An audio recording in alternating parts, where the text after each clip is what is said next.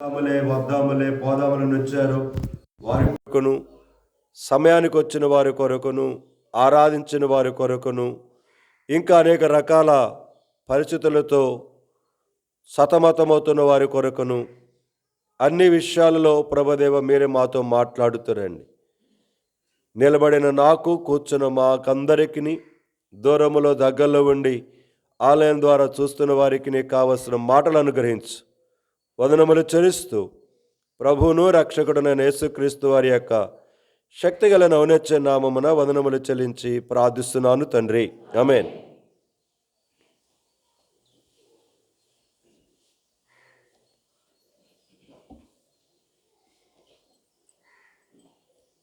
మన భాగాన్ని చదువుకుందాం. అపోస్తలుడైన పౌలు ఫిలిప్పీ సంఘమునకు వ్రాసిన పత్రిక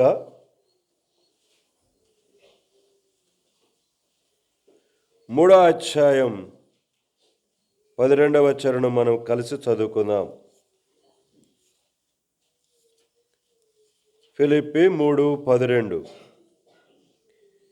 ఇదివరకే నేను గెలుచుతున్ననైనను, ఇదివరకే సంపూర్ణ సిద్ధి పొందుతున్ననైనను నేను అనుకొనడలేదు గాని, నేను దేని నిమిత్తము క్రీస్తు యేసు చేత పట్టబడితునో దానిని పట్టుకొనవలనని పరిగెత్తుచు ఉన్నాను. చాలు.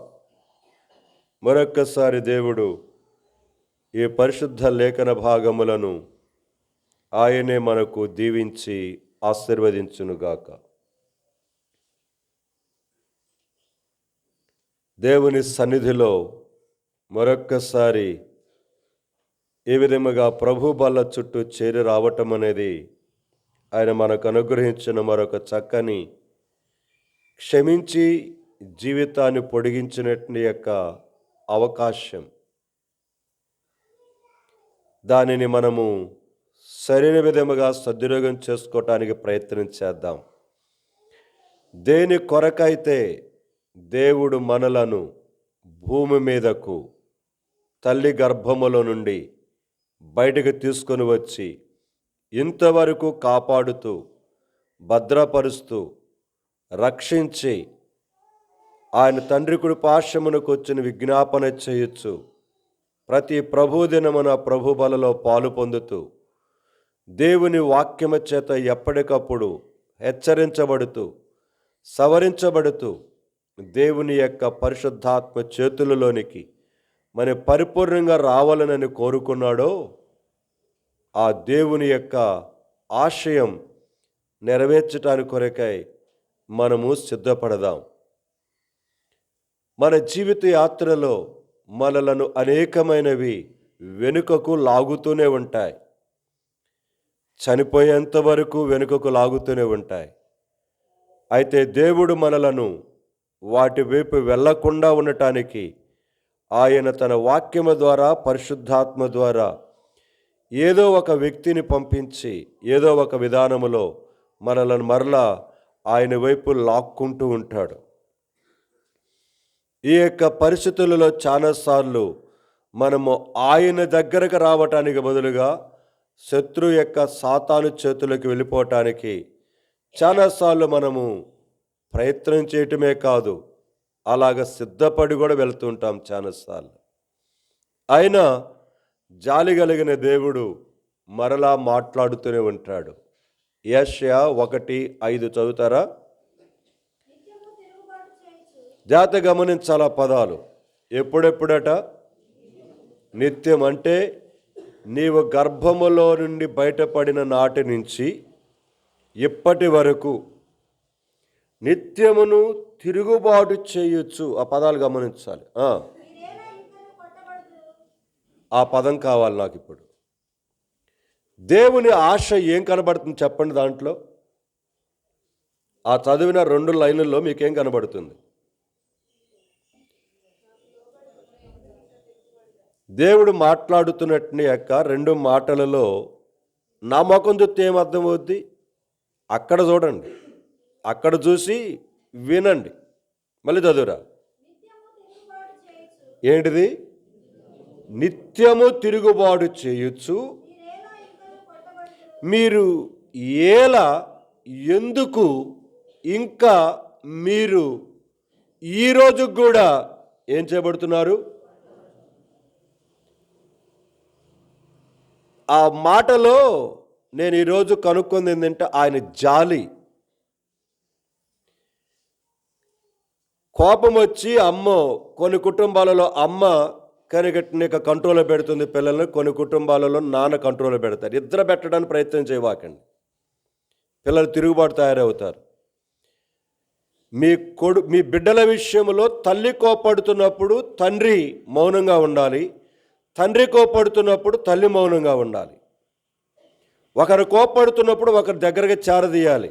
అలా కాకుండా ఇద్దరు కలిసి తిడుతూ ఉంటే పిల్లలకి ఇంట్లో ఉండబుద్ధి కాదు. అలాగనుకొని గారాబం చేయమని చెప్పట్లేదు. ప్రియమైన సంఘమా, జ్ఞాపకం చేసుకుందాం. ఇప్పుడు కోపం వచ్చింది పిల్లల మీద, తల్లి కొట్టింది. చావాలని కొట్టుకోదు, కానీ నిన్న ఒక వీడియోలో చూస్తూ ఉన్నప్పుడు, చిన్న షార్ట్ వీడియో చూస్తున్నప్పుడు, ఆ క్రూరమైన తల్లి ఎంత భయంకరమైందా నాకు అనిపించింది. ట్రైన్లో ప్రయాణం చేస్తున్నట్టున్నారు వాళ్ళు. ఆ ట్రైన్లో ప్రయాణం చేస్తూ ఉంటే కింద సీట్లో ఆమె కూర్చొని ఉంది. నాకు అర్థమవుతుంది, మొత్తం కనబడలేదు, కానీ ఆమె యొక్క చేస్తున్న పని ఒకడు వీడియో తీస్తున్నాడు పైనుంచి. ఆమెకు అర్థం కాల, పైనుంచి ఒకడు వీడియో తీస్తున్నాడు అండి. పైన వాడు ఉన్నాడు, ఒకడు 3 సీట్లు ఉంటాయి, ఒక్కొక్క వైపు 3 సీట్లు పైన ఉన్నట్టున్నాడు వాడు వీడియో తీస్తూ దాన్ని పెట్టాడు. దాంట్లో తల్లి ప్రక్కన చిన్న బిడ్డ, కొడుకో కూతురు మొత్తానికి తెలియదు, కానీ మంచి బట్టలు వేసుకుని కూర్చోబెట్టుకున్నాడు. వాడి నెత్తికి అది వేస్తుంది, వాడి చేతిలో ఏదో తినటానికి ఉంది. నిన్నే చూస్తున్న వీడియో అది ఉంటే, క్రింద మరి ఎవరి పిల్లల్లో మనకు తెలియదు, దాదాపుగా 2 సంవత్సరాలు ఎంత పిల్లలకి చలికి ఏం చేశారంటే దుప్పటేసి పడుకోబెట్టారు. కింద సీట్లో కింద కాళ్ళు పెట్టుకుంటాం కదా, దాని మీద. ఆ తల్లి, ఈ సీటు మీద కూర్చున్న తల్లి ప్రక్కన కొడుకు వాళ్ళ అమ్మను చూస్తున్నాడు, కింద పిల్లలను చూస్తున్నాడు. ఏం చేస్తుందో తెలుసా? తన కుడి కాలు పెట్టుకొని మెడ మీద నురుపుతుంది. చచ్చిపోయాడు వాడు, చనిపోయాడు. కరిగా ఆ వీడియోని చూస్తూ వచ్చాను. ఆ పిల్లాడు పక్కన కొడుకు చూస్తున్నాడు, కొడుకో కూతురో తెలియదు. అమ్మ వైపు చూస్తున్నాడు, వాడి వైపు చూస్తున్నాడు. వాడు గొంతులో నుంచి మాట రావట్లే, గొంతు మీద పెట్టేసింది. గొంతు మీద పెట్టేసి వాడి మాటకు రాకుండా వాడిని నురుపుతుంది కాలుతోటి. అట్లా దాని వీడియో తీశాడు పైనుంచి వాడు, అది దాంట్లో పెట్టాడు షార్ట్ వీడియోలో. నాకు అనిపించింది, ఆ పసిపిల్లాడు పక్కన ఉన్న తన కొడుకు కూతురో, ఆ కొడుకు కూతురు అన్న జాలితోటి ఏందమ్మా నువ్వు చేస్తుంది అన్నట్టుగా వాడు చూస్తున్నాడు. కానీ ఆ కసాయి తల్లి కాళ్ళతో నురిమి చంపేసేసింది. కానీ ఆ చిన్న బిడ్డ పక్కనున్నవాడు జాలితోటి ఏందమ్మా నువ్వు చేస్తున్నదని అలా చూస్తున్నాడు. ఈరోజు నిత్యము మనము దేవుడి మీద తిరుగుబాటు చేస్తుంటే, నువ్వు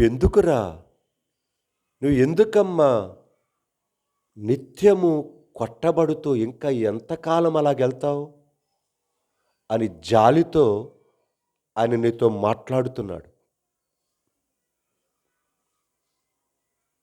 నేను నిన్ను రక్షించుకున్నా, నిన్ను పుట్టించా, నీ తల్లి గర్భము నుంచి తెచ్చిన నాటి నుంచి నేటి వరకు. నేను కొన్నిసార్లు తల్లిదండ్రులు పిల్లల మీద కోపడుతున్నప్పుడు, ఎందుకు పోయిన వారమే దాదాపుగా 4-5 రోడ్డు మీద పోయే వాళ్ళని కేకేసల్లా వాళ్ళకి కొంచెం కాసేపు చెప్తూ వచ్చా కొన్ని మాటలు. అందులో ఒక యవనస్తురాలు, నేను పేర్లు చెప్పట్లేదు వాళ్ళవి, ఆ యవనస్తురాలు మీటింగ్ రావట్లేదు. పిల్లలు ఉన్నారు తనకి, భర్త ఇక్కడ ఉండడు. నేను అడుగుతూ, ఎందుకు రాలేకపోతున్నావు అని అడుగుతూ వచ్చాను. ఏమైంది మీకు అని అంటే, తనేమి సమాధానం ఇచ్చిందో తెలుసా? అన్న పిల్లలు బాగా నన్ను ఏం చేస్తున్నారు, ఇబ్బంది పెడుతున్నారు అన్నది. అప్పుడు నేను వెంటనే ఒక మాట అన్నాను. అంటే పిల్లల్ని తీసేయమని చేయాలా ప్రార్థన అన్నా. అంటే అంత కఠినమైన మాట మాట్లాడలేదు. అంటే నీ ఉద్దేశం ఏంటిది అని చెబుతూ, నేను ఇద్దరు మందిరంలో ఉన్నవాడిని ఎగ్జాంపుల్ చేశా. ఇక మేరీ బాల ఉంది, ఎస్తేర్ ఉంది, ఇద్దరున్నారు. నాకు తెలిసి కెరిగా నేను వచ్చిన కొత్తలో మేరీ బాల పెళ్ళైనట్టుంది. తర్వాత నేను వచ్చిన తర్వాత ఎస్తేర్ పెళ్ళయింది. వాళ్ళకి 3 పిల్లలు, వీళ్ళకి 3 పిల్లలు ఉన్నారు. నేను చెప్పాను ఆ అమ్మాయికి అర్థం కావటానికి. వాళ్ళ 3 పిల్లలను సంకనొకరిని, ఇంకొకరికి ఒకరి చేత్తో పట్టుకొని ముందరాని మధ్య తీసుకొచ్చేవాళ్ళు, 3 తెచ్చేవాళ్ళు. ఎల్లబోయే లోపల నిద్రపోతారు పిల్లలు. ఒకరిని వాళ్ళు ఎత్తుకుంటారు, ఇంకొకరిని మెల్లిగా లేపి చేత్తో పట్టుకొని పోతారు, ఇంకొకరిని ఎవరి పక్కన వాళ్ళు ఉంటే వాళ్ళ సహాయంతో తీసుకొని పోతారా అని ఒక చిన్న ఉదాహరణ చెప్పా. వస్తానని చెప్పింది, రాలా. నేను అన్నాను, మరి ఇంట్లో నేను అటు పోతా ఉన్నప్పుడు, గృహాలు దర్శించడానికి వచ్చినప్పుడు కేకేసును కూడా కేకేసాను నిన్ను, కానీ నీ ఇంట్లో నుంచి నీ టీవీ శబ్దం నాకు వినబడుతుంది. నీ ఇంట్లో నుండి టీవీ శబ్దం నాకు వినబడుతుంది. నేను కేకేశాను కూడా, కానీ నువ్వు తలుపు తీయలా. మాట్లాడితే ఏమి సమాధానం లేదు. ఈరోజు యవనస్తులు ఎంత లేజీగా తయారయ్యారంటే, తినటం, తాగటం, పెళ్ళేదని ఉంటే కరిగా చేసేసుకోవటం. కొంతమందికి తొందర ఎక్కువైపోయింది. ఇప్పుడు పెళ్ళికి తొందర ఎక్కువైపోయింది. పెళ్ళి ఆనందం ఒక నెల అయిపోయేసరికి అర్థమవుద్ది అబ్బాయి గారికి, అమ్మాయి గారికి. ఇక అక్కడి నుంచి ఏం చేస్తారు, జుట్లు పెళ్ళి కాస్త ఏమవుతుంది, ఇప్పుడు పెటాకుల దగ్గరికి పెళ్ళిలో ఆనందపడుతున్నారు. ఈరోజు తొందరపడవాకు యవనస్తురాలా. జాగర్ల మూడిలో నాకు తెలిసి ఈ మధ్య ఒకరు వచ్చారు. ఈ మధ్య ఒకరు చెప్పుకుంటున్నారు, అన్న నా పిల్లలు ఉన్నారు, ఇంకా పెళ్ళిళ్ళు కాలేదు, ఇద్దరికి ఇల్లీగల్ కాంటాక్ట్స్ ఉండని చెప్తూ వచ్చారు. జాగర్ల మూడిలో జరిగిన సంఘటన చెప్తుంది, నా పిల్లలకు పెళ్ళిళ్ళు కాలేదు, ఇద్దరు కూడా ఏమన్నారు, అక్రమ సంబంధంలో ఉన్నారని చెప్తున్నారు. సరదా అయిపోయింది. ఈరోజు జాగర్ల మూడిలో సరదా అయిపోయింది. అమ్మాయిలు తక్కువ లేరు, అబ్బాయిలు తక్కువ.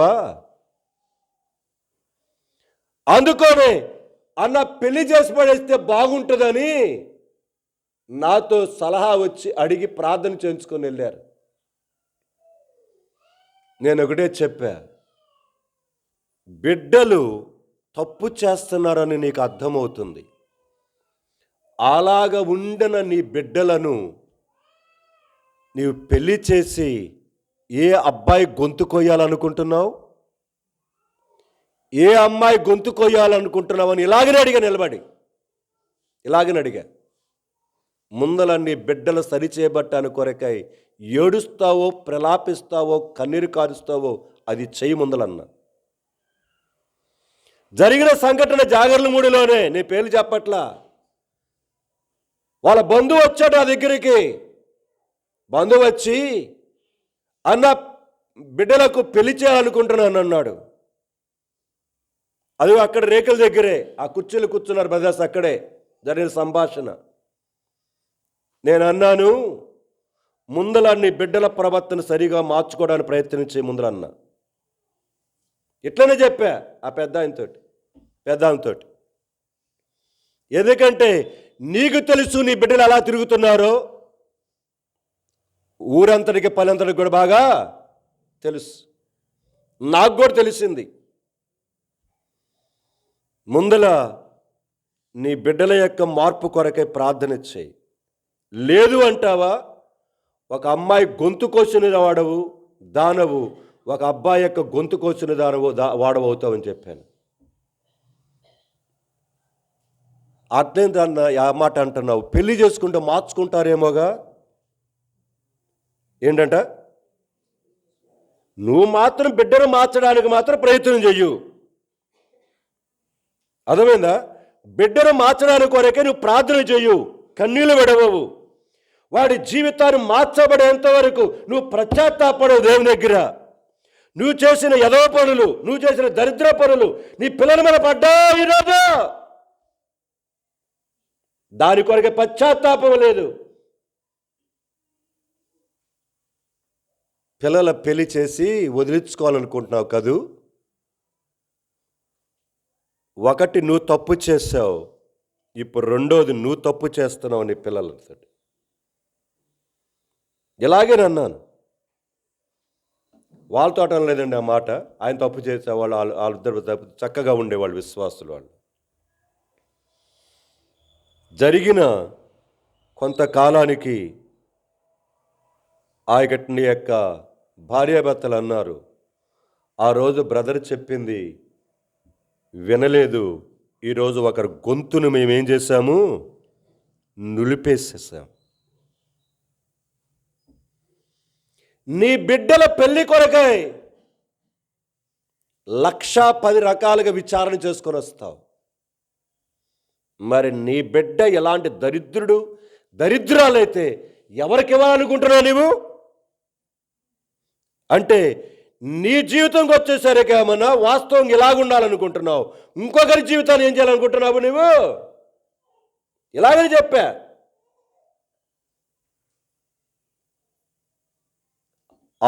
అదుపు లేకుండా తిరుగుతున్నా నీకు మాత్రం చింత లేదు కదా. నీ సంపాదన ఏందో, నీ తిరగటమేందో, నీ టీవీ షోలేందో, నీ డ్యాన్సులేందో, నీ ఎకల చెక్కల మాటలేందో, నీ నవ్వుకోటాలేందో, ఇదే జీవితం. నువ్వు ఎంత కాలము కొట్టబడతావురా? నీవు ఎంతకాలం కొట్టబడతావు? నిత్యము తిరుగుబాటు చేయొచ్చు. నువ్వెంతకాలము జీవితంలో ఇబ్బందులు పడతావు? ఇంకా పడుతూనే ఉంటావా? ఇంకా అలాగనే వెళుతూనే ఉంటావా? నిమ్మక నీరెత్తినట్టుగా ఏమీ తెలియని అమాయకురాలాగానే ఉంటావా? నువ్వు చేసిన దరిద్రపు పనులు నీ పిల్లల జీవితాలను ఎలాగ నీ కళ్ళెదుట నాశనం చేస్తున్నాయో ఇంకా నీకు బుద్ధి రావట్లే. బుద్ధి రాక ఇంకా ఏదో మోసం చేయడానికి, అబద్ధం చెప్పడానికి, ఏదో కాగమ కబురు చెప్పడానికి కొరకాయ ప్రయత్నం చేస్తూనే వెళ్తున్నావే కానీ జీవితాన్ని సరిచేసుకోవాలన్న తపన మాత్రము లేదు. అక్రమమైన సంబంధములో పెళ్ళిళ్ళ కాకముందే ఉన్నారు. ఇప్పుడు పెళ్ళైన తర్వాత అంటాడు. ఈ మధ్య ఒక సంఘటన నాకు తెలిసింది. చాలా దూర ప్రాంతంలో జరిగిన సంఘటన ఇది. ఒక దేవుని యొక్క విశ్వాసి, మంచిగా దేవుడి కొరకే జీవిస్తున్నట్టుగా కుటుంబం, దేవుని పరిచర్యలో కూడా ఉన్నారు, సేవలో ఉన్నారు. నేను ఆశ్చర్యపోయాను సంఘటన చెప్పడంతో. దాదాపుగా పెళ్ళి ఫిక్స్ అయిపోయింది, ఎంగేజ్మెంట్ అయిపోయింది. కనుక దాదాపుగా ఇంకో 2-3 రోజులైతే పెళ్ళి కూడా. పెళ్ళికి అన్ని రకాలుగా సిద్ధపడుతున్నారు. అకస్మాత్తుగా పెళ్ళికి ఇవ్వబోయే ఆ కుమార్తె యొక్క తండ్రికి వాట్సాప్లో ఫోటోలు వచ్చాయి. ఇంకా 3 రోజుల పెళ్ళి. ఏమొచ్చినాయో తెలుసా? ఆ అబ్బాయి వేరొకరితో తిరుగుతున్న, కలిసి చేసిన కొన్ని పనులు ఒకరు వీడియోస్ వాట్సాప్లో పెట్టారు. తెలిసింది, నిలదీశారు. నిలదీస్తే ఏమన్నారో తెలుసా? ఆ అమ్మాయి ఉంటుంది, ఈ అమ్మాయి దేవుని చిత్తానుసారంగా చేసుకుంటున్నానన్నాడు. ఏంటిదంట? ఆ అమ్మాయి కూడా ఉంటుంది, ఈ అమ్మాయి ఎవరు? దేవుడి చిత్తానుసారంగా దేవుడు నాకు. ఎంత బరితెగిస్తే మాట్లాడాడండి ఆ మాట. ఎంత బరితెగిస్తే మాట్లాడుతూ వచ్చాడు ఆ మాట. ఆ అమ్మాయి కూడా ఉంటుందట, ఈ అమ్మాయి అట దేవుడి చిత్తానుసారంగా చూపించిందట.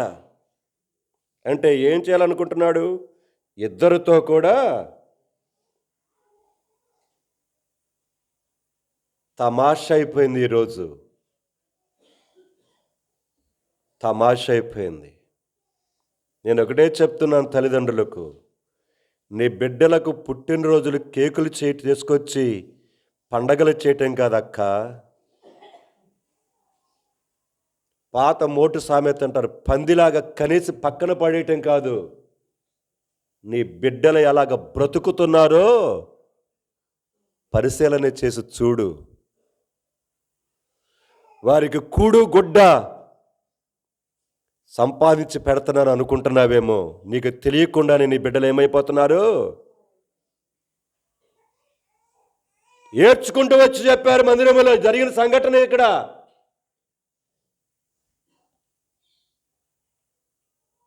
నీ బిడ్డలు ఎంతమంది? 2, 3, 1, 4? ఎలాగున్నారు? ఎలాగున్నారు?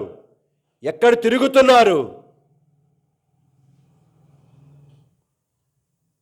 నిజంగా దేవుని సన్నిధిలో నువ్వు దేవుని బిడ్డవైతే నీ బిడ్డ కొరకే నిజమైన కన్నీళ్లు విడిచి పశ్చాత్తాపడి నీ జీవితాన్ని సరిచేసుకొని వాడు మార్పు చెందేదాకా, ఆ అమ్మాయి మార్పు చెందేదాకా ఏం చేస్తావు? ఈరోజు కొంతమంది ఏం చేస్తున్నారు తెలుసా? పీడ వదిలిందిలే, లేకపోతే కట్నం ఇచ్చి ఎక్కడ మనము జరుగుతున్న సంఘటనలండి. ఇంకో దాడు చూసి వాడికి ఏం చేయాలి? మేము ఇప్పుడు కట్నం ఇవ్వాలి. ఇదైతే ఏమవుతుంది? కట్నం లేదు, పాడు లేదు, ఏమవుతుంది? లేరా ఇక్కడ విశ్వాసులు? జాగర్ల మూడులో లేరా? మన పని లేకుండా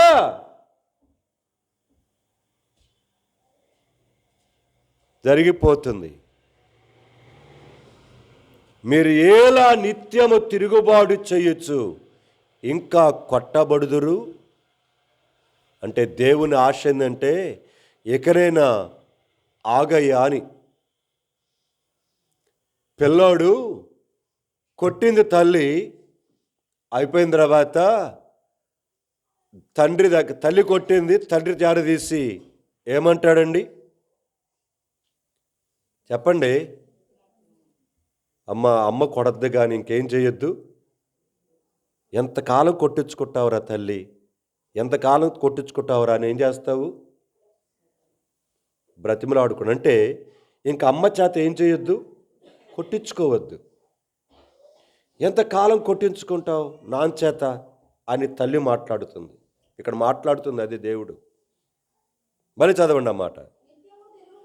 నిత్యము తిరుగుబాటు చేయొచ్చు, మీరు ఎలా ఎందుకు కొట్టబడతారు? కొట్టబడవద్దయ్యా, కొట్టబడవద్దు. నా చేతులు దండం పెట్టి నీకు చెబుతున్నాను అన్నట్టుగా ముందు ఆ మాట. ప్రేమైన సంఘమా, జీవితాన్ని దేవుడిచ్చాడు. ఆ పాట నన్ను నిలబడి పాడుతున్నప్పుడు తీండి, ఆ పాట తీయండి. ఇందాక పాడుకున్నాం నిలబడి పాట. ఏనో పాట అది? 215, 213, 4వ చరణం చూడండి. జగమును జయించే జీవితమునిచ్చే శిలువ శక్తిచ్చే మనలను, ఆ మాటలు చూడండి, ఆ 3 పదాలు, జగమును జయించే జీవితమును. ఇదండి దేవుడిచ్చింది. ఈ జగత్తును, ఈ జగమును, ఈ ప్రపంచములో ఉన్న ప్రతి దానిని జయించే జీవితాన్ని ఇచ్చాడు ఈ మనుషుడికి. ఈ పాపిష్టి నికృష్టుడైన ఈ మనుషుడికి జగమును జయించే జీవితం. ఎందుకు? అందుకని రాయబడింది. నాకు అది ప్రార్థన గుర్తుకొచ్చింది. యోహాను సువార్త 16 చివరి వచనం చదవండి. యోహాను 16 చివరి వచనం. నాయందు మీకు సమాధానము కలుగునట్టు సంగతులు చెప్పుచున్నాను. లోకములో మీకు శ్రమ కలుగుతుంది, ఆయనను ధైర్యం తెచ్చుకో, నేను లోకమును ఏం చేసి ఉన్నాను. ఇంకేమన్నాడు? 1 కొరింథీ రాసిన పత్రిక 16వ అధ్యాయం, 1 కొరింథీ 15వ అధ్యాయం చివరి నుంచి 56 నుంచి చదవండి, లేదా 57, 58. మరణపు ముళ్ళు పాపం, ధర్మశాస్త్రమే.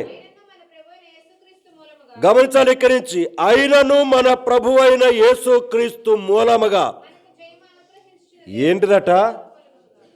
మనకు జయమును.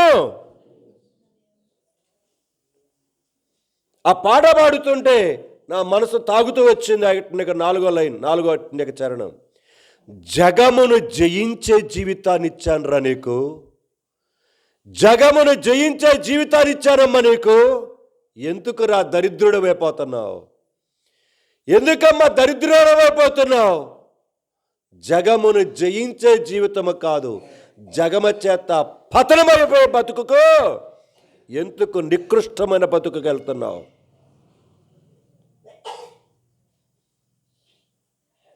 సంఘమా, పాటలు పాడుకోవటమే కాదు, ప్రార్థనలు చేయటమే కాదు, వాక్యము చదువుకోవటమే కాదు, మన జీవితం యొక్క స్వ అనుభవములోనికి తెచ్చుకోకపోతే ఆ పాటలన్నీ, మన బోధలన్నీ, మన వాక్యమంతా అంతా బూడిదలో పోసిన పన్నీరే.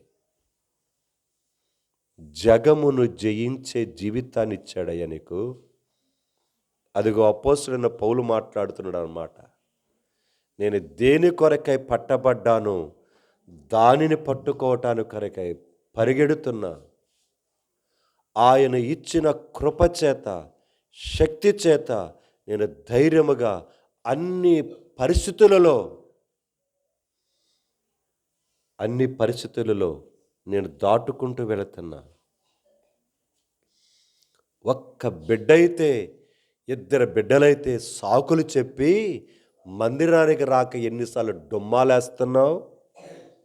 రేపు చెబితే కాని అక్కడ పరలోక రాజ్యములో అక్కడ చెబితే కాని అన్ని విషయాలు. అప్పుడు నిలదీస్తాడు నిన్ను, అప్పుడు నన్ను నిలదీస్తాడు. నీవు చెయ్యగలిగేది ఏమీ లేదు. ఎవడికి చెప్పుకుంటావో చెప్పుకో అనే పరిస్థితి వస్తుంది ఆ రోజు. ఎవడికి చెప్పుకుంటావో చెప్పుకోపోయి నిన్ను చూడట్టుగా వదిలేస్తున్నాను. ఇంకా సంఘమా, దేవుడి మందిరానికి వచ్చి బలలో పాలు పొందుతున్న విశ్వాసిగా సంఘ ప్రార్థనలో పాలు పొంది ఎంతకాలమైందక్క? ఎంతకాలమైందన్నా? దేవుడి మందిరానికి వచ్చి దేవుడు చేస్తున్నటువంటి యొక్క మేళను బట్టి దేవుణ్ణి స్తుతించి ఆరాధించి ఎంతకాలమైందన్నా? ఎంతకాలమైందక్క? దేవుడి మందిరాన్ని ప్రేమిస్తూ సకాలములో వచ్చి ఎన్ని సంవత్సరాలైందన్నా? ఎన్ని సంవత్సరాలైందక్క?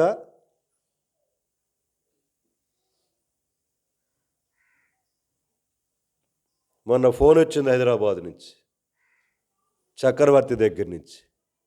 ఏంటి ఫోన్ చేసావన్న? మా నాన్నగారికి హాస్పిటల్లో చేర్చారు ఇస్మాయిల్ని. ఇక్కడ ముందే చెప్పాడు, అభిషేకం చెప్పాడు నాకు. తర్వాత సాయంకాలం ఫోన్ వచ్చింది. ఆ ఇస్మాయిల్కి ఎన్నిసార్లు చెప్పాను, మరి ఇప్పుడు ఎట్టున్నాడో తెలియదు. ఎన్నిసార్లు చెప్పేవాడిను. ఏంటి అగ్గిపుల్లలు అడిగేవాడిని. నాకు కనబడకుండా ఏదో దాచడం చూసేవాడికి నాకు కనబడద్దు ఎక్కడో చాట. ఏంటి అన్నాను. ఆళ్ళు వచ్చి తాగారన్న. ఆళ్ళు చిల్లు తాగారా? ఇలాగే అడిగాను. ఇలానే అడిగాను. ఆదివారం వస్తాడు, మళ్ళీ బలలో పాలు పొంది ఏం చేస్తాడు? భయం ఉందా? ఒక ఇష్మాయిల్ గురించో కానీ చెప్తుంది. ఆ పేరు చెప్పాను. ఇంకా ఎంతమంది ఉన్నారు ఇక్కడ అలాంటి వాళ్ళు? ఇప్పుడు హాస్పిటల్లో ఉన్నాడు. హాస్పిటల్లో నువ్వు భక్తి పడడం ఎంత మాత్రం పోవంటాను నన్ను అంటారేమో. పోతాను పరిస్థితిని బట్టి. కానీ నాకు ఒక ధైర్యం ఉంది. రాత్రి ఒక దైవజనుడి యొక్క వాక్యం సాక్ష్యం వింటూ వచ్చాను. అతడు క్రైస్తవ కుటుంబంలో పుట్టినవాడే, పెరిగినవాడే. తనకు వద్దన్నా కూడా పెళ్లి చేసేసారు. తన ఇష్టం లేకపోయినా కూడా మంచి చదువుకున్నట్టయితే ఐఏఎస్ ఆఫీసర్ అయ్యేవాడు. కానీ దేవుని చేతులు ఇప్పుడు బలమైన సాధనంగా వాడబడుతున్నాడు. ఆయనే వెంకటరత్నం గారి సంగతి నేను చెప్తుంది, వెంకటరత్నం గారి గురించి. గత రాత్రి ఆయన సాక్షి జీవితాన్ని పెడదామనుకున్నాను, అది కట్ అయిపోయింది. కనుక ఈ రోజున పెడతాను దాన్ని. కనుక జస్ట్ 10 నిమిషాలు చెప్తూ వచ్చాడు. దాంట్లో ఆయనకు దేవుని సేవకులన్నా, గుడిలో పూజారులన్నా, ఇలాంటి వాళ్ళన్నా మండిపోయేదట. చాలా భయంకరమైన కోపంతో ఉండేవాడు. అంటే అలాగ పెరిగాడు అతను. దేవుడు లేడురా, దెయ్యం లేదురా అని పెరిగేవాడు అనమాట. వాదించే సత్తా ఉంది ఆయన దగ్గర, సబ్జెక్ట్ ఉంది. చాలా టాలెంటెడ్ ఆయన. పెళ్ళైపోయిన తర్వాత ఆ ప్రక్కన ఉన్న తమిళన్స్ ఉన్నారట. వెళ్తూ వెళ్తూ క్రొత్తగా పెళ్ళైనట్టు యొక్క తన భార్యను ప్రార్థనకు వస్తామా, ఆరాధనకి మందిరానికి పోతామని అన్నారట. ఎవరిని? వెంకటరత్నం గారి భార్యని. అప్పుడే పెళ్ళైన 3వ రోజు అంట. 3వ రోజు. యేసుప్రభు అంటే కోపంతో కలిగిన ఆయనకి యేసుప్రభు అంటే ఇష్టమైన తోటి పెళ్ళయింది. ఇప్పుడు ఎట్టుంటుందో చూడండి. ఇక జరిగిన విషయం ఏంటంటే, ఆ అమ్మాయి వాళ్ళ భార్య వెళ్ళి వాళ్ళ అత్తమ్మని అడిగిందంట. అత్తమ్మ వెళ్ళమంటావా అని. ఎక్కడికి? ఆదివారం పూట. వాళ్ళు అడిగారు పక్కన వాళ్ళ తమిళన్స్, వెళ్ళమంటావంటే ఓ ఎల్లమ్మా అన్నదంట. ఆరాధన పోవడానికి, ప్రార్థన పోవడానికి నాకు అభ్యంతరం ఏంది, ఎల్లు అందంట. గబాబు బట్టలు వేసుకొని బయలుదేరి వెళ్తుంటే, ఎల్లు వచ్చిన తర్వాత నేను సంగతి చూస్తానని ఇక్కడ భీష్మించుకొని కూర్చున్నాడు ఈయన. ఎవరిని అడగాలి అని ఆయన చెబుతున్నాడు. నేను కట్టుకున్న భర్తను నేను. ఎవరిని అడిగింది? నా తల్లిని అడిగింది. రా, పోయి వచ్చింది రావతరా, నీ సంగతి చూస్తానని చాలా ఆవేశంతోటి, కోపంతో ఉన్నాడట. ఇప్పుడు దాకా ఈ 3 రోజులు నా మంచితనమే చూసావు, ఈరోజు నా తడాక ఏందో చూపిస్తాను అనుకున్నాడట. ఇదే జరిగింది చెప్తున్నాడు ఆయన. నేను పెడతాను సాయంకాలం లోపల. ప్రియమైన సంఘమా, వెళ్ళింది. టైం అయిపోయిన తర్వాత ఇంకా రాలేదట. తల్లి కొడుకుతో అందట, రే వెళ్ళి తీసుకురాకూడదా నీ భార్యని? పోయి ఇంకా రాలేదు, ఏదన్నా వెహికల్ దొరకలేదేమో, నువ్వు వెళ్ళేం చెయ్యి, నీ భార్యని తీసుకురా అన్నారు. అయితే మొదటి నుంచి తనకున్నట్టు అలవాటు ఏంటంటే చెప్తున్నాడు, బలహీనత. నా బలహీనత అంటున్నాడు ఆయన. అమ్మ నాన్న మాట ఎప్పుడు కాదన్నాడంట. అమ్మ నాన్న మాట ఎప్పుడు కాదన్నాడట. లోపల ఏముంది? నన్ను అడగకుండా నా అమ్మని అడిగి వెళ్ళావు. కట్టుకుంది ఎవరిని? నన్ను, మా అమ్మను కాదు కదా, నీ సంగతి చూస్తాను అనుకున్నాడు. ఇప్పుడు వాళ్ళ అమ్మ ఏమంటుంది? ఏం చెప్పండి, ఉండారా? ఓరి ఉయ్యనేనండి తల్లులారు, వాక్యం వినరు ఎడిదిరి కానీ ఇదా నేనండి, నీ సంగతి చూస్తారా అనుకుంటున్నాడు. ఇప్పుడు వాళ్ళ అమ్మ అంటుంది, నువ్వు పోయి తీసుకురారా అంటుంది. ఇంకేం చేయలేక ఏం చేశాడు? వెళ్ళాడు. వెళ్ళేసరికి వాక్యం చెప్తున్నాడట, బహిరంగ కోడిక అంట అది, బహిరంగ కోడిక. ఆదివారం పోడు ఏదో రోజు, మొత్తానికి గుర్తులేదు నాకు. మిగతా స్పెషల్ మీటింగ్స్ వెనకాల ఆ చిప్స్ ఉంటాయి కదా, చిప్స్ రాళ్ళు పోస్తుండే అటు కుప్పలు పోస్తుంటే ఆ కుప్పల మీద కూర్చున్నాడంట. ఇష్టం లేక తన భార్యను తీసుకురావడానికి వెళ్ళాడు. వాక్యం దగ్గర చివరికి వచ్చేసింది. ఆయన చెబుతున్న మాటలు చూసి, పసాలేని వాక్యం చెబుతున్నావు నువ్వు అని అనుకుంటున్నాడంట. సవిసారం లేని వాక్యం చెబుతున్నావు అనుకుంటున్నాడంట ఈయన. ఈ వాక్యం ఎవడికి పనిచేస్తుంది అని అనుకుంటున్నాడట. అనుకుంటూ చీ అని ఒక రాయి తీసుకొని ఆ చిప్స్ మీద దెబ్బ మీద ఏం చేశాడు? పటామని ఆయన మీద కోపం ఏం చూపించాడు? కెరిగా ఈ రాయి తీసుకొని ఆ చిప్స్ కొట్టాడట.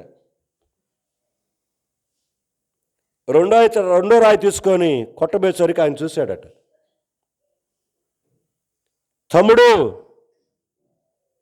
అన్నాడట, నీకు సప్పగా ఉంది కదా వాక్యం అన్నాడు. దేవుడు మాట్లాడుతున్నాడు, చావకూడతాడు. చూడండి, ఈయన మనసులో అనుకుంది, అక్కడ ఆయన అనుకుంటున్నాడు. సప్పగా ఉంది కదా వాక్యం నీకు. నా సంగతి ఎవడు చెప్పాడు ఈయనకి? ఈయన అనుకుంటుంది, అక్కడ చెబుతున్నాడు ఆయన. సప్పగా ఉంది ఎవడు చెప్పాడు నీకు?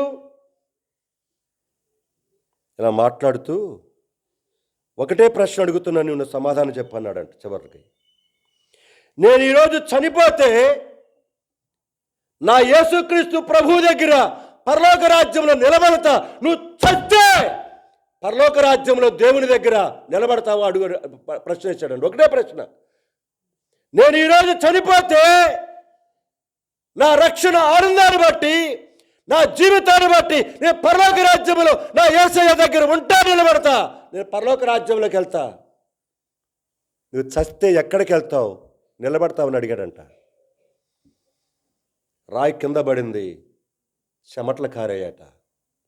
No answer. నిలబడి వాక్యం చెప్తుంది ఎవరో తెలుసా? పక్కా బ్రాహ్మణట, పూజారట. ఒకప్పుడు యేసు ప్రభు నమ్ముకొని దేవుని కొరకై నేను చస్తే ఈరోజు నా యేసయ్య దగ్గర నిలబడి పరలోక రాజ్యానికి వెళ్తాను. తమ్ముడు, నువ్వు చస్తే ఈరోజు పరలోక రాజ్యానికి వెళ్తావా? ధైర్యంగా చెప్పు. ఒక తుఫానట తనలో. ఇంటికొచ్చిన భార్యను తీసుకొచ్చిన కోపం ఎటుపోయిందో అదంతా. ఈ మాటలు ఏమవుతున్నాయి? నేను క్రైస్తవుడనై పుట్టి క్రైస్తవ కుటుంబంలో పెరిగి క్రీస్తు ప్రభు అంటే అసహించుకుంటున్న నన్ను ఇలాంటి ప్రశ్న అంతరాత్మ మాట్లాడుతుందంట క్షణక్షణం. అతనిలో రేగిన తుఫాను తన జీవితాన్ని రక్షణ మారు మనసులోనికి దేవుడు తీసుకొచ్చాడు. ఇక్కడ కూర్చున్నావు, సంవత్సరాల తరబడి వింటున్నావు, నీ మనస్సాక్ష్యమన్నా కొంచెం పనిచేస్తుంది అక్క? మన మనస్సాక్ష్యమన్నా చచ్చిపోయిందన్నా? మనస్సాక్షి లేని క్రైస్తవ సంఘాలు ఈరోజు, మనస్సాక్షి లేని విశ్వాస జీవితం ఈరోజు, మనస్సాక్షి లేని విశ్వాస క్రైస్తవ జీవితం ఈరోజు మామూలైపోయింది మనకి. ఆదివారం రావటం, బలలో పాల్పొందటం, వెళ్ళిపోవటం, ఏదో రావటం, వెళ్ళిపోవటం మనకేమైపోయింది? ఒక అలవాటు అయిపోయింది. అలవాటు అయిపోయిన భక్తి, అంతేగాని భయముతో కూడిన భక్తి లేదు. ఈరోజు భయముతో కూడిన భక్తి లేదు. ఎప్పుడో చచ్చిపోయింది. నీ భార్య దగ్గర నువ్వు ఎలాగున్నావు, నీ భర్త దగ్గర ఎలాగున్నావు, నీ బిడ్డల దగ్గర నువ్వు ఎలాగున్నావు, నీ ఇరుపరుగు దగ్గర ఎలాగున్నావు. పైన ఒక వేషం, లోపల మరొక. జాగ్రత్త, ఎవరినో కాదు మోసం చేస్తుంది, నీకు నీవే. ఆ రోజు నిలబెడతాడు నిన్ను, ఆ రోజు నిలబెడతాడు నన్ను. ఆయన మహిమను విడిచిపెట్టుకొని, పరలోకాన్ని విడిచిపెట్టుకొని, రేపు 25వ తారీఖు చేయబోతున్నారు పండగలు. కొత్త బట్టలతోటి, లైటింగులతోటి, షోలతోటి. నేను ఎగతాళి చేయడానికి చెప్పట్లా, ఇది కాదు నీకు ఉండాల్సింది. నిజమైన మార్పుతో కూడిన నూతన జీవితం. యేసయ్య నిజంగా పుట్టాడు అని అంటే నా జీవితం ఎలాగుండాలి? కనుక మన జీవితములో ఇంటిల్లిపాది వెలుగుతో నింపబడిపోవాలి. ఉందా? ఇందాకే రాసుకున్నాను ఆ మాట, ధ్యానం చేయాలని. మొదటి సమూయేలు గ్రంథం 12వ అధ్యాయం ఇందాక మాట్లాడాం మనము 3-4 వచనాలలో. నీ భర్త దగ్గర నీకు ఆ సాక్ష్యం ఉందా? నీ భార్య దగ్గర నీకు ఆ సాక్ష్యం ఉందా? నీ పక్కన వాళ్ళ దగ్గర నీకు ఆ సాక్ష్యం ఉందా? చెప్పగలవా? గుండె ధైర్యముతోటి, ఆ ధైర్యంతో బలలో చేయవేయగలుగుతా దమ్ము, శక్తి, ధైర్యం నీకు ఉందా అని అడుగుతున్నా. వారందరూ అంటూ వచ్చారు, నువ్వు ఏ అన్యాయమో, నీ కట్టుకున్న నీ భర్తని గురించి సాక్ష్యం చెప్పలేడు కదూ, నీ కట్టుకున్న నీ భార్యని గురించి సాక్ష్యం చెప్పలేదు, నీ కడుపున పుట్టిన మీ బిడ్డలని గురించి సాక్ష్యమో. అలాంటి బ్రతుకును బ్రతుకుతున్న మనం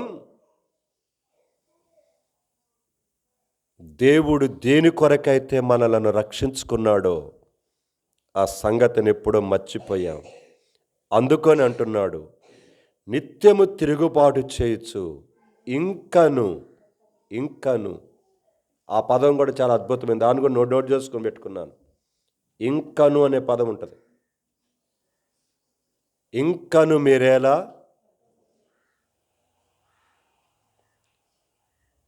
ఇంకను నువ్వు ఇంకా నిర్లక్ష్యంగా ఎందుకుంటావు?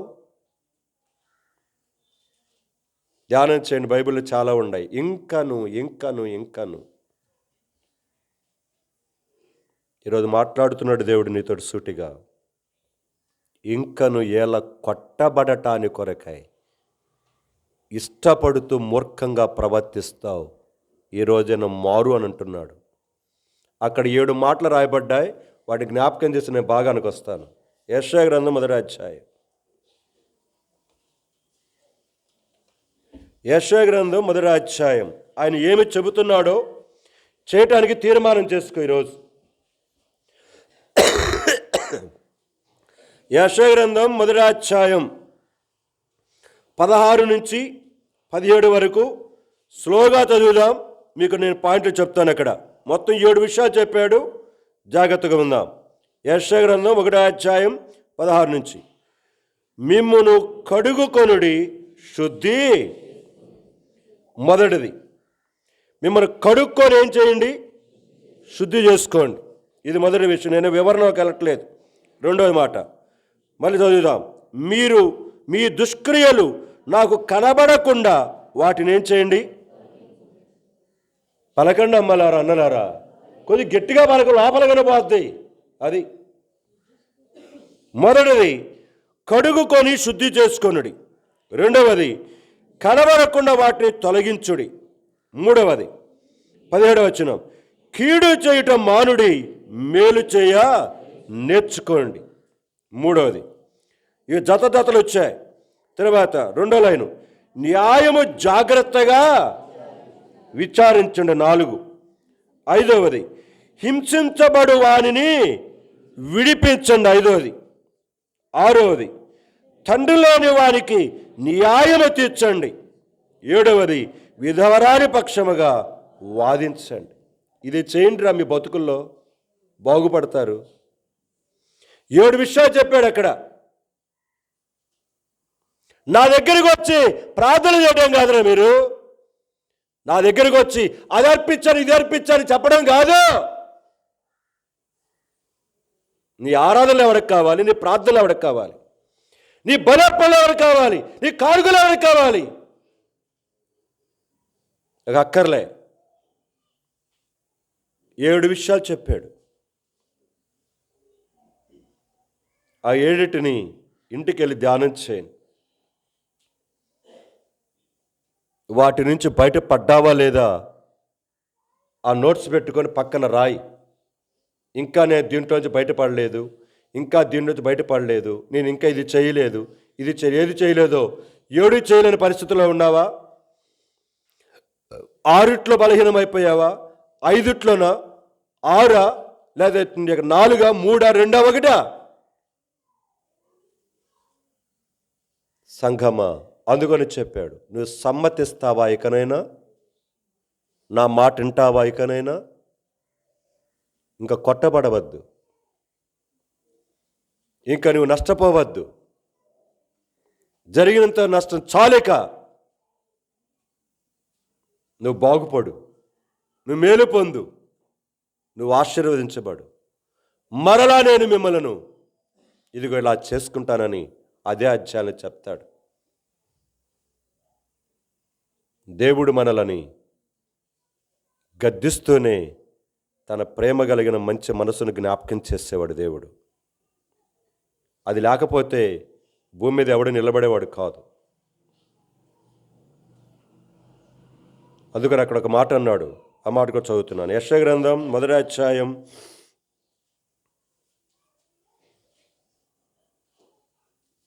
9వ వచనం చదువుదాం. యెషయా 1:9. సైన్యములకు అధిపతికి యెహోవా బహు కొద్దిపాటి శేషము మనకు నిలుపని, ఇంకా కొంచెం ఉంచాడు ఊపిరి నీకు, ఇంకా కొంచెం ఉంచాడు ఆయుష్, బహు కొద్దిపాటి సమయం మిగిల్చాడు. ఎందుకో తెలుసా? సరిచేసుకుంటావేమోనని, అక్కడ పోగొట్టుకుంటావేమోనని. ఇస్కరియోతు యోధాకు వలె తన జీవితంలో తన చోటును పోగొట్టుకున్నట్టుగా నువ్వు పోగొట్టుకుంటావేమోనని శేష సమయాన్ని, శేష ఆరోగ్యాన్ని, శేష జీవితాన్ని నీ జీవితంలో ప్రసాదించాడు. దానిని కూడా పెడచెవిని పెట్టుకొని వాడుకుంటానంటే నీ ఇష్టం. నీ బతుకుకు దేవుడు ఏం చేస్తాడు? నిన్ను రోమీ రాష్ట్ర బతుకు 1వ అధ్యాయంలో ఉంటుంది కదా, వాని అపవిత్రతకి ఏం చేశాడంట? అప్పగించబడేశాడట. అంతే. చదవండి ఆ పదం. రోమీ రాసిన పత్రిక 1వ అధ్యాయం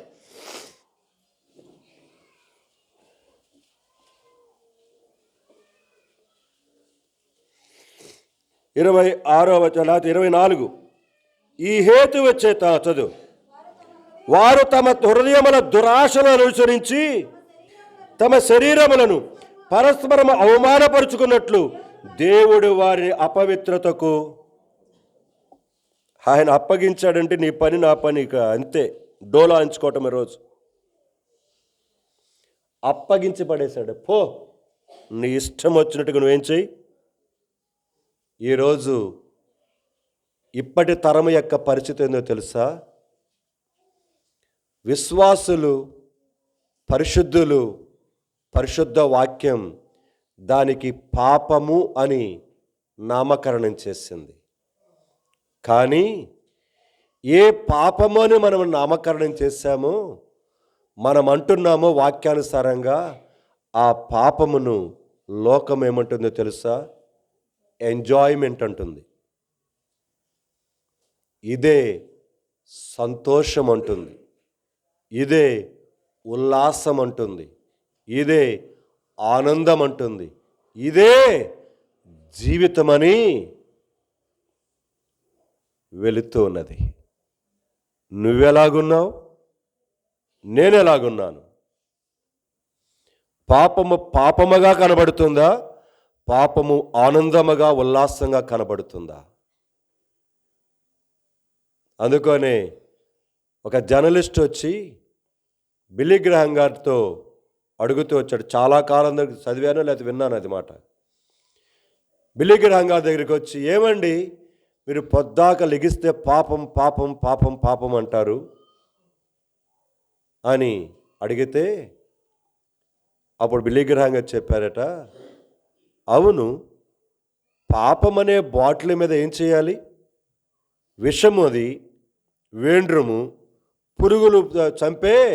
కనుక నువ్వు విషం బాటిల్ తీసుకొచ్చావు, కనుక ఒక 100 ml తెచ్చుకొచ్చావు నీ పొలంలో ఉండే పంటలకు బట్టిన చీడ పురుగు చచ్చడానికి కొరకు. దాని మీద ఏం రాస్తాడు? తేనె అని రాస్తారా? రాస్తే పిల్లలకు అందుబాటులో ఉంచవద్దని రాస్తాడు. దాని మీద కొన్ని హెచ్చరికలు ఉంటాయి. ఆ పానీలే కరెక్ట్, నీ యొక్క ఏమైతే తాగేస్తే మా పిల్లలు పోతారు, ఏమైంది అనుకుంటావా? అనుకో. దాని మీద తప్పనిసరిగా విషమును రాస్తాడు. పాపము మీద పాపమని చెప్పక పుణ్యమని చెబుతామా అన్నాడట. అవును, పాపము చేస్తున్న వాడిని పాపి అంటుంది పరిశుద్ధ గ్రంథం చెప్తుంది. దాని మీద విషం కాదు తేనె రాస్తే ప్రపంచమంతా చచ్చూరుకుంటుంది. అందుకని పాపమును పాపముగానే మేము ప్రకటిస్తున్నాము. వాక్యం చెప్పాడట. సంగమా, జ్ఞాపకం చేసుకుందాం. నీవు నేను దేని కొరకైతే పట్టబడ్డామో దాని కొరకై మనము ప్రయాణం చేయటానికి ఇష్టపడదాం. ఆ యొక్క ప్రయాణములో కష్టాలుంటాయి, కడగండ్లు ఉంటాయి, కన్నీరు ఉంటుంది, ఎన్నో కనికరము లేని మాటలు మన జీవితంలో వస్తాయి, పడవలసి వస్తుంది. అయినా సందేహించవద్దు. అది ఆటో దగ్గర పిల్లలు ఎవరు కదిలించారు, అక్కడ ఆ పిల్లకాయలు వదిలేశారు, పోండి.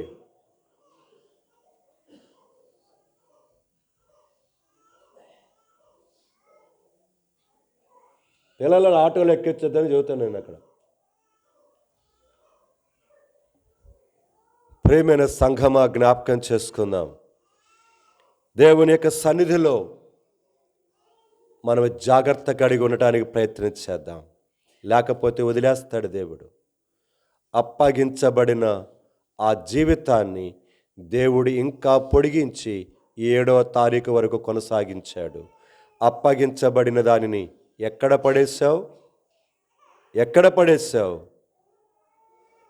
దానిని ఎక్కడో పడేసి తినుటలో, త్రాగుటలో, ఆడుటలో, నీ జలసాలలో, నీ ఆనందములో పడి వెళ్ళిపోతున్నావా? ఒకరోజు నిలబెడతాడు.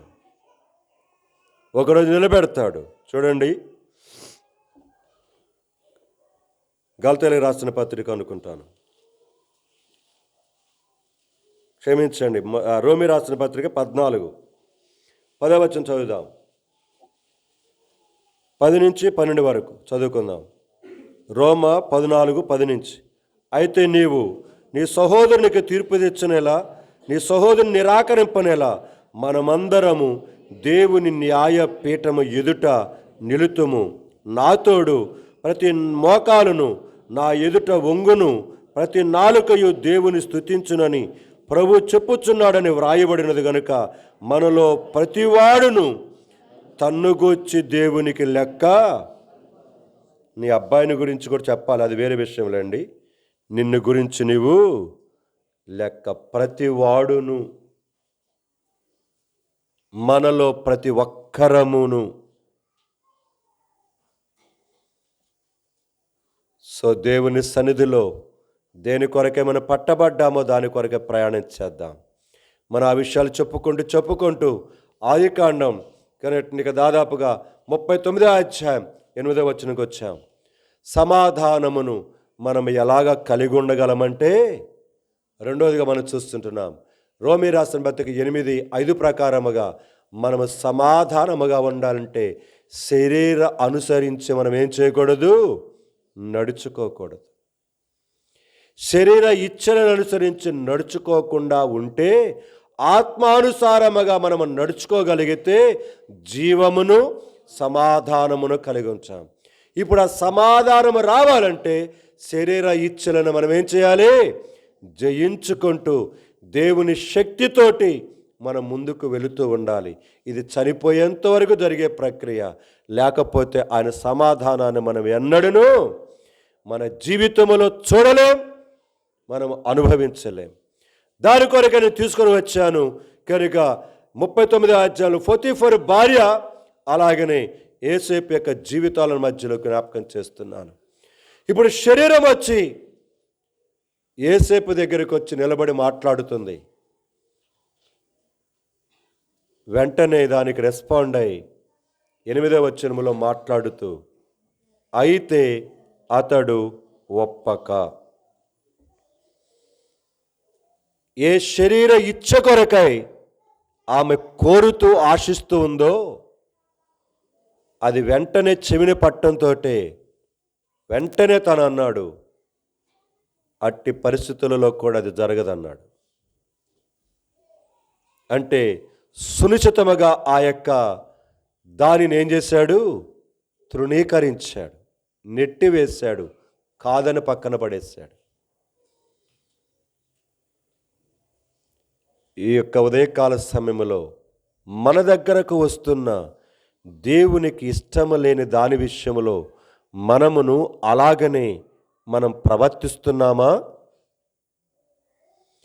దేనికి నువ్వు అవును అని చెప్పాలో, దేనికి నువ్వు అవును కాదో చెప్పాలో తెలుసుకున్నటమే బుద్ధి కలిగి ప్రవర్తించటం.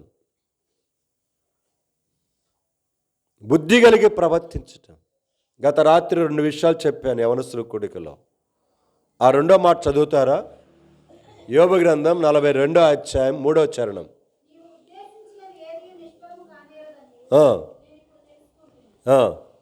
చదువు 42 చదువురా, కందుకు రారా?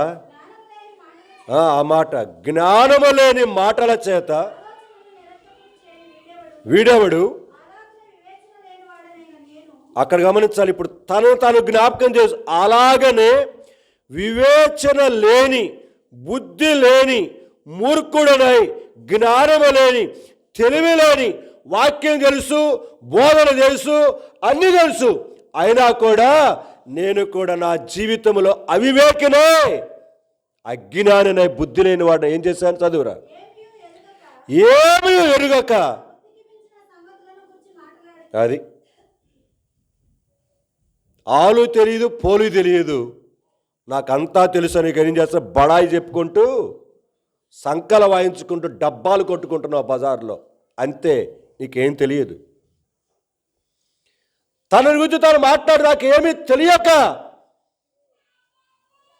నాకు ఇష్టం వచ్చినట్టుగా మాట్లాడుతూ వచ్చాను, బుద్ధి లేనివాడినని తనను తాను జ్ఞాపకం చేసుకుంటున్నాడు యోబు. సంఘమా, మన జీవితంలో మనం నో అని చెప్పాల్సిన దగ్గర ఎన్నిసార్లు అవును, నేను ఉన్నాను, నీతో కూడా నేను వస్తాను అని ఎన్నిసార్లు చెప్పాం? ఎన్నిసార్లు రాజీ పడిపోయినాం? జాగ్రత్త. ఇక్కడ ఒక చిన్న 2 ఉదాహరణలు మీకు జ్ఞాపకం చేస్తే ముగిస్తాను నేను. దావీదు జీవితంలో జరిగిన 2 చిన్న ఉదాహరణలు మనకు తెలిసినవే. సమూయేలు మొదటి గ్రంథంకి వెళ్తున్నాను. ఈరోజు ఉదయాన్న ఏం చెప్పాలని ఈ విషయంలో ప్రార్థన చేసుకుంటున్నప్పుడు నాకు సడన్గా దేవుడు ఆ 2 విషయాలు తీసుకొచ్చాడు. ఇప్పుడు మీరు 18వ అధ్యాయం మధ్య నుంచి చూస్తే దావీదు విషయంలో సొలొమోను చాలా విషపు చూపు కలిగి, కక్షతో, పగతో, అసూయతో రగిలిపోతూ తరుముకుంటూ వెళుతున్నాడు. ఇది సౌలు చేస్తున్న పని. ఈ సమయంలో దావీదు ఏం చేస్తున్నాడు? పారిపోతూ వస్తున్నాడు. అంతే జరగాల్సిన పని. లోకము పాపముని ఎంటబడుతుంటే నువ్వేం చేస్తుండాలి? దాని దగ్గర నుంచి పారిపోతూ.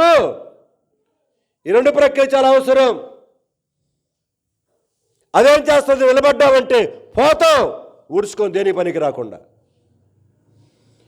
కనుక అది ఏ విధముగా తరుగుతున్నప్పుడు దానికి దూరంగా పారిపోతూనే ఉండాలి. దావీదు వలె పారిపోతూ ఎన్గేది అనే ప్రాంతానికి వచ్చాడు. ఎన్గేది అనే ప్రాంతానికి వచ్చాడు. మీకు కావాలనుకుంటే ఎన్గేది అనే ప్రాంతం మీకు చెప్పాను కదా. కనుక నెహెమ్యా అనే ఒక తెలుగు కుర్రాడు యెరూషలేములో, ఇజ్రాయెల్ దేశంలో ఉంటున్నాడు. అక్కడ అమ్మాయిని పెళ్లి చేసుకోబోతున్నాడు. కనుక కొన్ని మాసాల్లో ఆ అబ్బాయి ఒక వీడియో పెట్టాడు. ఎన్గేది అనే ఒక వీడియో ఉంటుంది. దాదాపుగా 6 నెలల కిందటో సంవత్సరం కిందట పెట్టే చూశానప్పుడు. బైబిల్లో ఉన్న ఎన్గేది అన్నట్టుగా ప్రాంతం ఎలాగ ఉంటుందో అతడే పర్సనల్గా వెళ్ళి దానిని వీడియో తీసి ఆ వీడియోని ఏం చేశాడు, అప్లోడ్ చేసి దాంట్లో పెట్టి, దాని ఛానల్ పేరు జయన్ జెరూసలేం. ఇంటికి వెళ్ళి క్లిక్ చేసి దాంట్లో ఎన్గేదిని గురించి అతను చూపించిన వీడియో చూడండి మీరు. మనం ఇడిదిరి వెళ్ళలేము అక్కడికి. ఆ ఎన్గేది అనే ప్రాంతం ఎలాగుంటుందో ఆ ప్రాంతంలో దావీదు దాక్కుంటానికి వెళ్ళాడు, తాను తనతో ఉన్నవారు కలిసి. ఆ సమయంలో సౌలు ఎన్గేదిలో ఉన్నాడు దావీదు అనే సంగతి తెలిసి తరమటానికి బయలుదేరి వచ్చాడు. ఇప్పుడు మనవాడికి అక్కడ రావటంతో ఏమొచ్చినాయి, పాస్ వచ్చేసరికి అక్కడ దగ్గరలో ఉన్న ఒక గుహ ఉంటే ఆ గుహలో పోయి పాస్ పోసుకుందామని వెళ్ళాడు మలమూత్రాల కొరకు. అప్పుడు జరుగుతున్న ఒక సంఘటన మనం చూద్దాం. 24వ అధ్యాయం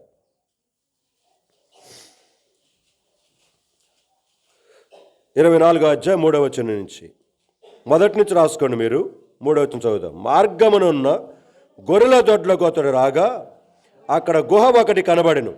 అందులో సౌలు శంఖాని వెతుకు పోగా దావీదును అతని జనులను ఆ గుహ లోపలి భాగములో ఉండిరి గనుక దావీదు జనులు, అదిగో నీ దృష్టికి ఏది మంచిదో అది నీవు అతనికి చేయునట్లు నీ శత్రువుని నీ చేతికి అప్పగింతునని యెహోవా నీతో చెప్పిన దినము వచ్చినని అతనితో అనగా దావీదు లేచి వచ్చి సౌలునకు తెలియకుండా అతని పైవస్త్రమును చెంగును కోసెను.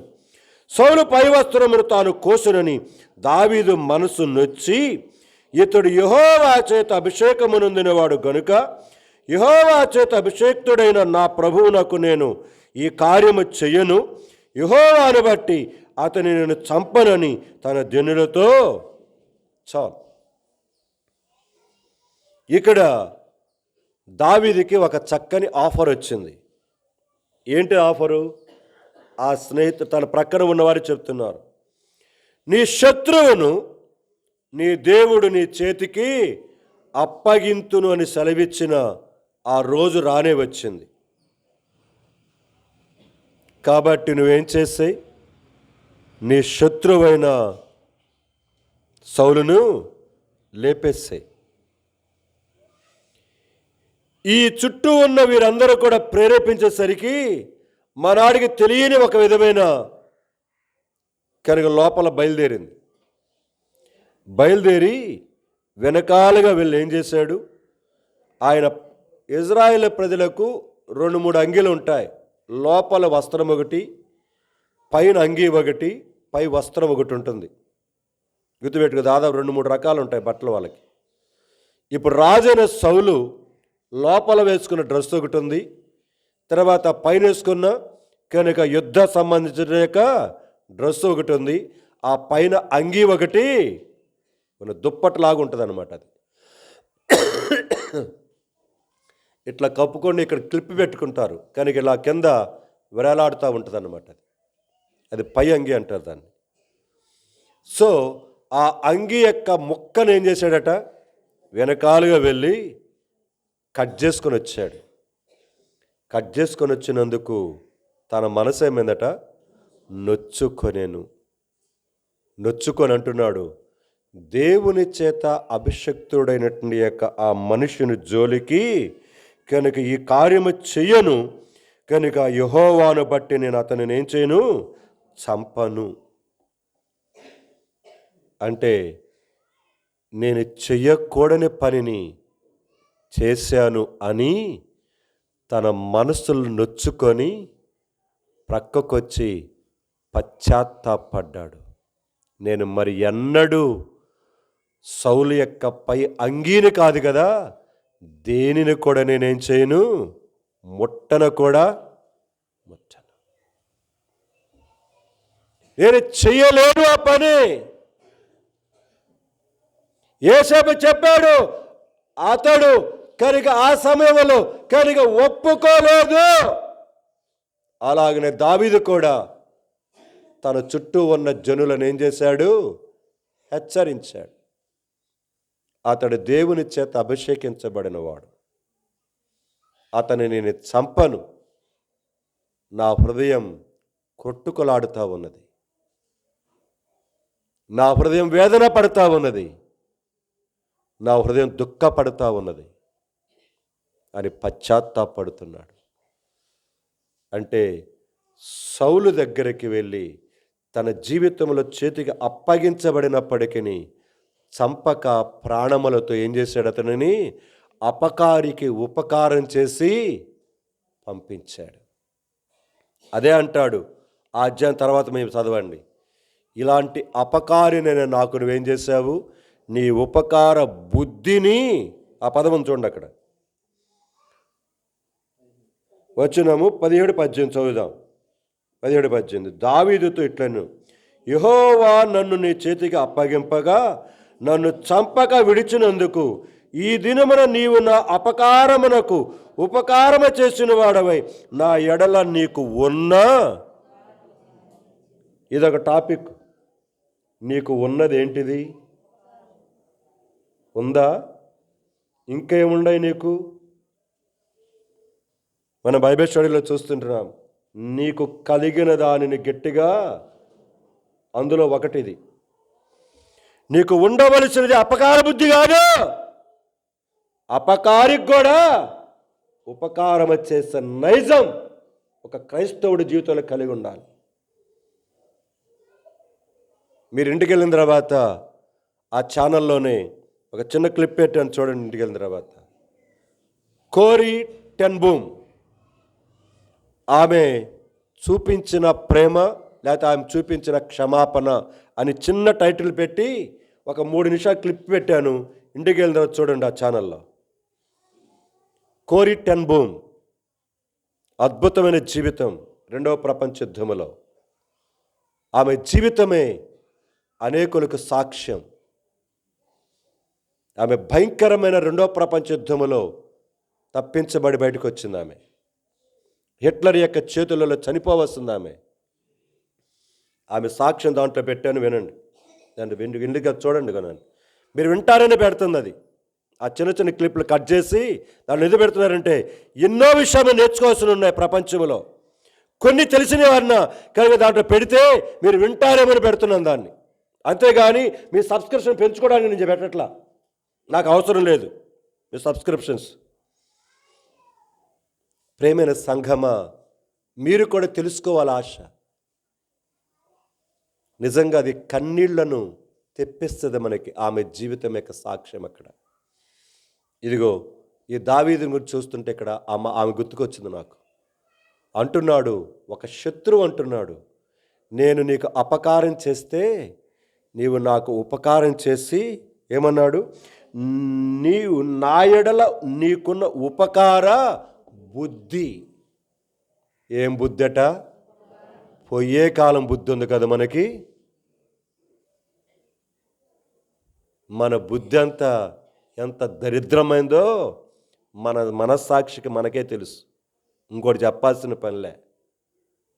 మన బుద్ధి ఎంత వ్యసనంతో ఉంటుందో, ఎంత కుళ్ళుతో ఉంటుందో, ఎంతగా ఆడిపోసుకునేదిగా ఉంటుందో. ఆ శారం అంది కదా, నా ఉసురు నీకు.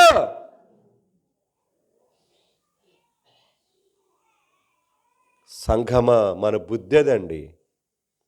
కానీ దావీదు ఒప్పలేదు చంపటానికి, నిరాకరించాడు. చిన్న వస్త్రము కోసినందుకు పశ్చాత్తాపడ్డాడు. ఉందా? శరీర కార్యము చేయడానికి కొరకై ప్రక్కన వాళ్ళు ప్రేరేపిస్తున్నారు. నీ దేవుడు నీ శత్రువును నీ చేతికి అప్పగిస్తానని చెప్పాడు కదా. ఇదిగో నీ కాళ్ళ దగ్గరికి వచ్చింది శత్రువు యొక్క జీవితం. ఒక్క దెబ్బకి నరికే అవతలవే. 2వ భాగం ఇదే దావీదు జీవితంలో 26వ అధ్యాయం. 26వ అధ్యాయం 6వ వచనం చదువుదాం. 6 నుంచి అప్పుడు దావీదు, పాలెములోనికి సౌలు దగ్గరకు నాతో కూడా ఎవరు వత్తురని హిత్తీయుడైన అహీమెలకును సిరియా కుమారుడైన యోవాబును సహోదరుడు అభిషయ్ను అడుగగా, నీతో కూడా నేనే వత్తునని అభిషయను. దావీదును అభిషయ్యును రాత్రివేళ ఆ జనుల దగ్గరకు పోగా, సౌలు దండు కొర్తలములో పండుకొని నిద్రపోవచ్చుండెను.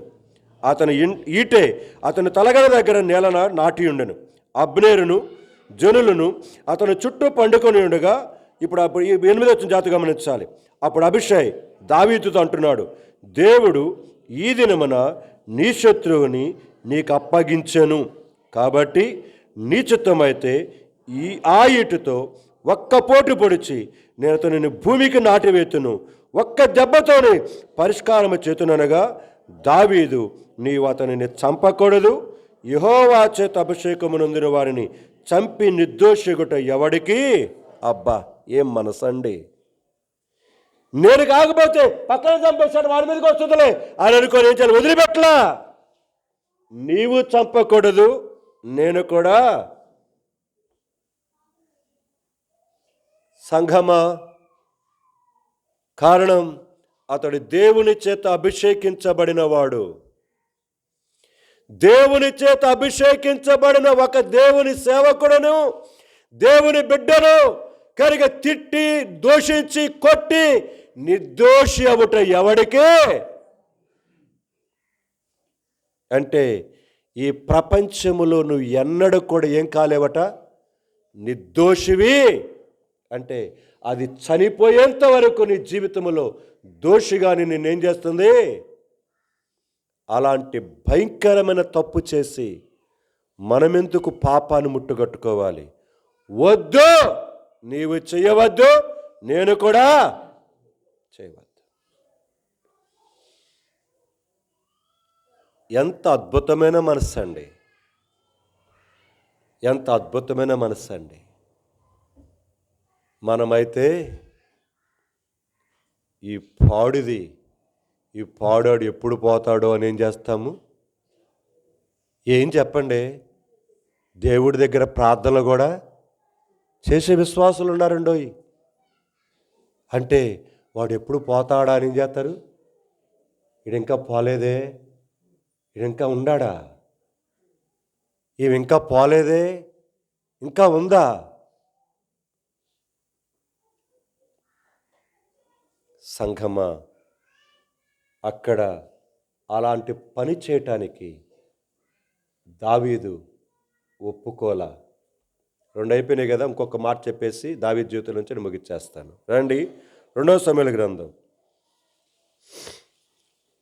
చూడండి. తను ఎలాంటి పరిస్థితులలో తనతో తన ప్రక్కన ఉన్న వారితో ఏకీభించకుండా కష్టమైన, నిందైన, బాధైన సౌలు తరిమినా పర్వాలేదు, అతను మాత్రం చంపకూడదు. మనం అతని జోలికి పోకూడదు. అది న్యాయబద్ధం కాదు. దేవుడు దాన్ని కనుక జాగ్రత్తగా పరిశీలన చేస్తామని నిర్దోషులం అయిపోతామంటున్నాడు. 2వ సమూయేలు 16వ అధ్యాయం 7 నుంచి చదువుదాం. చదివేసి ముగిచ్చేస్తాను నేను. 2వ సమూయేలు 16:7 నుంచి. ఈ షీమి నరహంతకుడా, దుర్మార్గుడా, చీపో చీపో, నీవేళ వలనని నువ్వు వెళ్ళగొట్టిన సౌలు ఇంటి వారి హత్యను యెహోవా నీ మీదకి రప్పించి యెహోవా నీ కుమారుడైన అబ్షాలోము చేతికి అంచున్నాడు.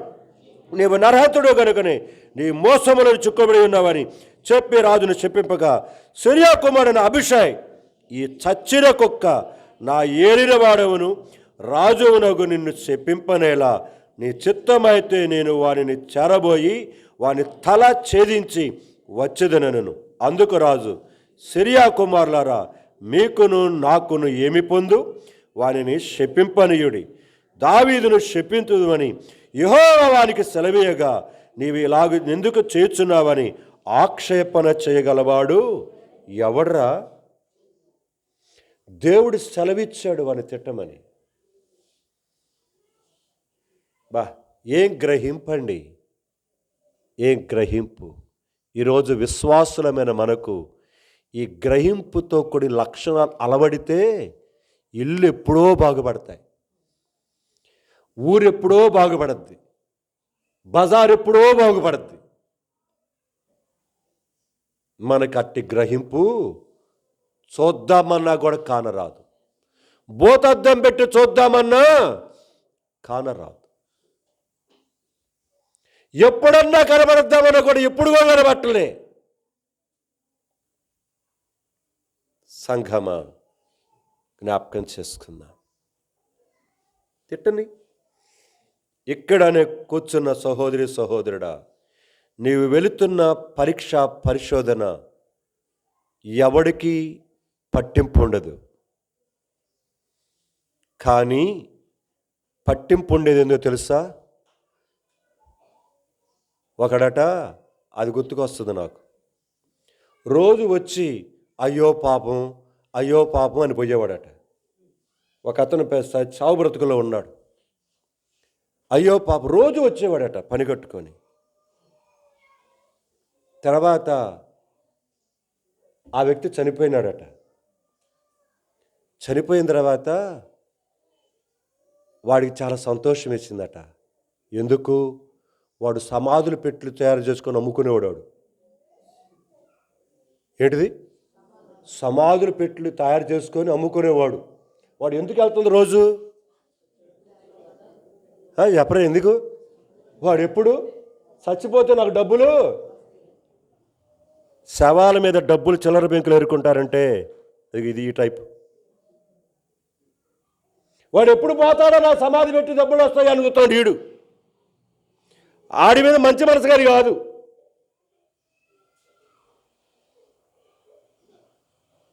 కానీ దావీదు అలాంటి మనసు కలిగిన వాడు. దేవుడు మాట్లాడాడు.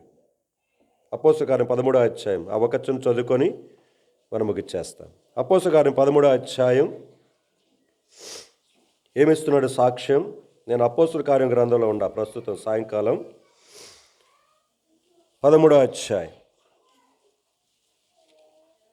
చదువుదామా? వచ్చినాం అందరం కలిసి. 13:22 వచనం చదువుదాం అందరం. తరువాత అతనిని తొలగించి దావీదును వారికి రాజుగా ఏర్పరచెను. మరియు ఆయన, ఎవరు ఆయన అంటే ఎవరు? యేసు, దేవుడు అనమాట. ఆయన దావీదు, నేను యెష్షయి కుమారుడైన దావీదును కనుగొంటిని. అతడు నా ఇష్టానుసారుడైన మనుషుడు, అతడు నా ఉద్దేశములన్నీ. దావీదు జీవితంలో భయంకరమైన తప్పు ఉంటేనేమండి దేవుడిస్తున్న సాక్ష్యం అండి. అతడు నా ఉద్దేశంలోనే నెరవేర్చేవాడు, నా ఇష్టానుసారుడు. అవక్కడ చాలదా దేవుని దగ్గర నుంచి ముప్పు? బైబిల్ మూసేయండి, మోకాల మీదకి వద్దాం, బైబిల్ చేతిలో తీసుకోండి, ఒక్క నిమిషం పరిశీలన చేసుకుందాం. అతడు ఒప్పక దావీదు చేతిలోకి సౌలు ఎన్నోసార్లు చిక్కాడు. అందులో 2 సందర్భాలు చూసాం. మొదటి సమయంలో 24-26. కళ్ళు మూసుకుందాం, మోకాల మీద గడ్డు చూడవద్దు, ఒక్కసారి అంతరంగా పరిశీలన చేసుకుందాం. చేతికి వచ్చిన నువ్వు చంపద్దు, నేను చంపద్దు. అతడు దేవుని చేత అభిషేకించబడిన వాడని అతడిని చంపటానికి కానీ, ఇబ్బంది పెట్టడానికి కానీ, ఏడిపించడానికి కానీ ఎట్టి పరిస్థితులలో ఒప్పుకోలేదు. నో, యేసేపుకు వలె అతడు ఒప్పుకోవట్లేదు. 3వ సందర్భం, అదే సౌలు యొక్క కుటుంబీకుడైన షిమి దుమ్మెత్తిపోస్తూ ఉంటే అసలు దుఃఖములో ఉన్నాడు దావీదు, కన్నీలలో ఉన్నాడు, తను అసలు బాధలో ఉన్నాడు. ఆ బాధ ఎవరికి కావాలి? నా సింహాసనం నాకు కావాలనుకుని ఎత్తుక్కునేట్టుగా వాళ్ళు ఉన్నారు. అవును, నువ్వు ఎప్పుడు పోతావా? నీ ఆస్తిని కాజేయడానికి రెడీగా ఉన్నారు ఈ కుటుంబాల్లో. నువ్వు ఎప్పుడు పోతావా? కనుక పెత్తనం చక్కాయించడానికి కొరకాయ పెత్తనాల కొరకు ఎదురు చూసేవాళ్ళు ఉన్నారు. ఎస్, ఈరోజు సంఘం జరుగుతున్న సంఘటనలు ఇవన్నీ. వీళ్ళందరూ విశ్వాసులే, అవిశ్వాసులు కాదు. అయితే అంటున్నాడు దావీదు, దేవుడు అతడు సెలవిచ్చాడు, తిట్టనివ్వు, నీకెందుకు నువ్వేం మాట్లాడద్దు. ఎంత ఓర్పు, సహనం, ఎంత మౌనం. ఆ మౌనం 1-2 అధ్యాయాలు దాటితే అదే షిమి కాళ్ళ మీదకి వచ్చి పడ్డాడు. నువ్వు మౌనంగా ఉంటే నీ విరోధిని మట్టి కరిపించేవాడు దేవుడు. నువ్వు ప్రయత్నం చేయబాకు, నువ్వు సాహసించబాకు, ప్రార్థన చేయి, దేవుని చేతిలో పెట్టుకో. కోపపడబాకు. బాధ ఉంటుంది, కన్నీరు ఉంటుంది. అసలే కన్నీరు, ఆ కన్నీరుకి ఇంకా కన్నీరు. అసలే మునుగుతా ఉంది నక్క, దాని మీదకి వచ్చి తాటిగా పడేసరికి దాని బాధ ఎవడికి చెప్పుకుంటాడు? ఎవడు చెప్పుకుంటుంది అది? అలాగ ఉంది కదా నీ సమస్య, అలాగ ఉంది కదా నీ పరిస్థితి. కట్టుకున్న భార్యకి చెప్పుకోలేకపోతున్నావు, కట్టుకున్న భర్తగా చెప్పుకోలేకపోతున్నావు, నీ బిడ్డకు చెప్పుకోలేకపోతున్నావు, నీ అమ్మ నాన్నకి చెప్పుకోలేకపోతున్నావు. పర్వాలేదు, దేవుడు ఉన్నాడు, గుర్తుపెట్టుకో. నేను శోధిస్తున్న అపవాది యొక్క తంత్రాలకు చోటేవాక. యేసేపుకు వలె, దావీదుకు వలె నోరు చెప్పు వాడికి. బాధైనా పర్వాలా, నిందైనా పర్వాలా, ఇబ్బందైనా పర్వాలా, సంతోషంగా వెళ్దాం. అవి మనకు మహిమకు కారణంగా చేయబడతాయి. ఒక్క నిమిషం పరిశీలన చేసుకొని యోగ్యంగా ప్రభు బలలో పాలు పొందడానికి కొరకు ప్రయత్నం చేద్దాం.